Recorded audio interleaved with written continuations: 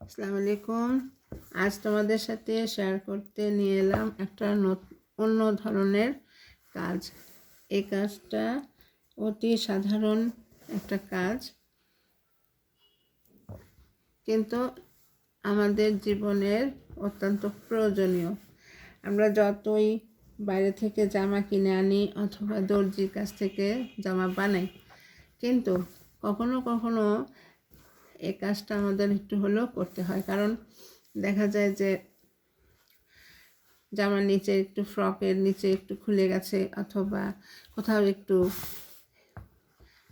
হেমটা খুলে গেছে, তখন আমাদেরকে এটা নিজেকেই করতে হয়। আর এত অল্প কাজ তো অন্য কাউকে দিয়ে বাইরে করানো মুশকিল। তো সেই জন্য আজকে আমি যে কাজটা করছি এটা হলো হেম। অতি সাধারণ একটা সেলাই। আমি সাদা কাপড়ের উপরে করছি। আগে আমি এভাবে ভাঁজ করে নিয়েছি। প্রথমে একটা ফোল্ড দিলাম, তারপরে আরেকটা ফোল্ড দিলাম, দিয়ে এইভাবে এটাকে ভাঁজ করে নিলাম। এখন আমি যেহেতু সাদা কাপড়, এজন্য সাদা সুতা নিয়েছি এবং এইভাবে করে যেখানে ফোল্ড অংশটা, সেই ফোল্ড অংশটার উপরে সুই ধরলাম আর মূল কাপড়টার উপরে দিয়ে এভাবে ফোঁটটা তুললাম। এবার পাশাপাশি আরেকটা ফোঁড়ও তুললাম, তুলে এই যে আমার কাজটা কিন্তু শুরু হয়ে গেল। আর এখানে একটু খেয়াল রাখতে হবে যে আমি যখন এই পাশে খুবই ছোট্ট করে কাজটা আমাকে করতে হবে, এখানে বেশি বড় করে এটা দেওয়া যাবে না।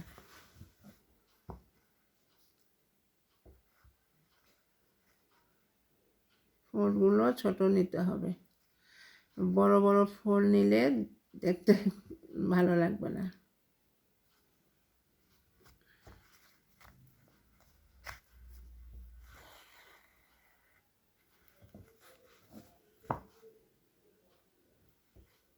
আমি যখন ছোট ছিলাম, স্কুলে Dhanmondi government girls high school থেকে আমি পড়াশোনা করেছি, এসএসসি পাস করেছি।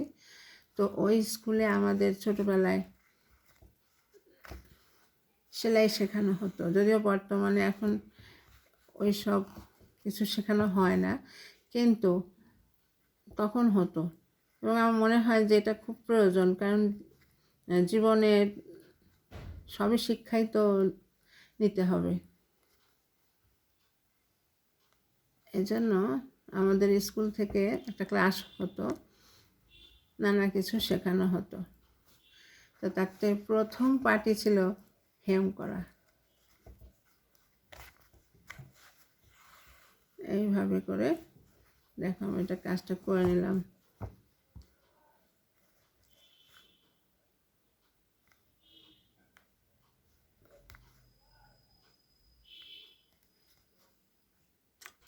এই যে আমার হেমের কাজটা হয়ে গেছে। দেখো এখানে এই এক পাশটা আমি হেমটা করেছি। এই যে তোমরা দেখাই যে পাশ থেকে আমি উল্টো করে দেখাচ্ছি, একেবারে খুব নিখুঁতভাবে দেখাই যাচ্ছে না, কিন্তু আমার হেমটা করেছি। যে ছোট্ট ছোট্ট করে করা হয়েছে।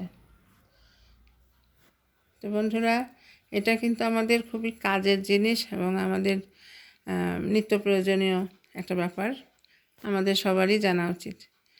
তো বন্ধুরা, ভালো লাগলে সাথে থেকো, বেশি বেশি করে শেয়ার করে দিও। অনেক ধন্যবাদ।